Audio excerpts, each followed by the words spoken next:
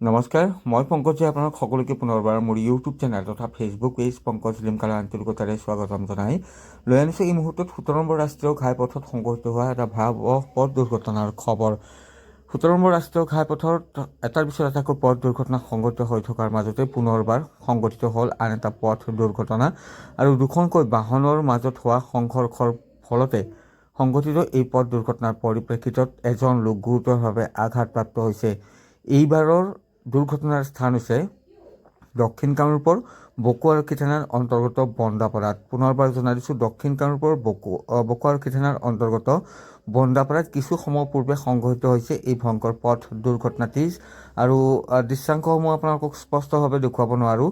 এই নীলা ৰঙৰ যিখন গাড়ী দেখি আছে আপোনালোকে, এই গাড়ীখনৰ যিগৰাকী চালক গুৰুতৰভাৱে আঘাতপ্ৰাপ্ত হৈছে আৰু বহু সময় ধৰি বাহনখনৰ ভিতৰতে আবদ্ধ হৈ থাকিবলগীয়া হৈছিল। এই নীলা ৰঙৰ বাহনখনৰ যিগৰাকী চালক আছিল সেই চালকজন, আৰু চালকজন এগৰাকী ক্ষুদ্ৰ ব্যৱসায়ী বুলি জানিব পৰা গৈছে। আৰু চালকজনে বিভিন্ন প্ৰান্তত তেওঁ যি বেকাৰীৰ বিস্কুট আদি সামগ্ৰী তেওঁ দোকানে দোকানে দি যায় বুলি জানিব পৰা গৈছে। আৰু দক্ষিণ কামৰূপৰ বকো আৰক্ষী থানাৰ অন্তৰ্গত বন্দাপাৰাত এই ৰেডি গ' আৰু বলেৰো পিকআপ বাহনৰ মাজত সংঘটিত হৈছে এই ভয়ংকৰ পথ দুৰ্ঘটনাটি। আৰু গুৱাহাটী দিশৰ পৰা ধূপধাৰা দিশে আহি থকা AS01 LC 1906 নম্বৰৰ বলেৰো পিকআপ বাহনখনৰ সৈতে ধূপধাৰা দিশৰ পৰা বকো অভিমুখে গৈ থকা AS01 EQ 9756 নম্বৰৰ ৰেডি গ' নামৰ বাহনখনৰ সংঘৰ্ষ হয়। আৰু ইয়াৰ ফলত এই বাহনখনৰ যিখন বাহন আপোনালোকে দেখি আছে, চালকৰ যিটো দিশ সেই দিশৰ ফালে ক্ষতিসাধন হয়, বিস্তৰ ক্ষতিসাধন হয় এই নীলা ৰঙৰ বাহনখনৰ। আৰু যাৰ ফলত গুৰুতৰভাৱে আঘাতপ্ৰাপ্ত হৈ চালকৰ আসনতে আবদ্ধ হৈ থাকিবলগীয়া হয়।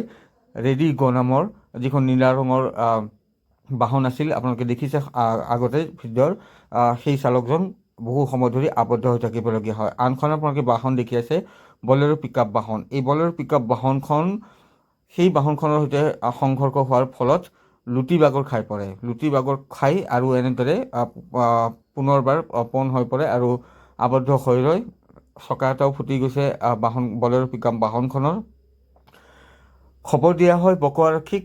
বকো আৰক্ষীয়েও আহি উপস্থিত হয় আৰু স্থানীয় লোকৰ সহায়ত ৰেডি গ' নামৰ যিখন নীলা ৰঙৰ গাড়ী আছিল সৰু চাৰিচকীয়া বাহনৰ, সেই চালকজন যিহেতু তাত আবদ্ধ হৈ আছিল পথ দুৰ্ঘটনা সংঘটিত হোৱাৰ পিছত, চালকজনক বাহনখনৰ পৰা ওলাই ততাতৈয়াকৈ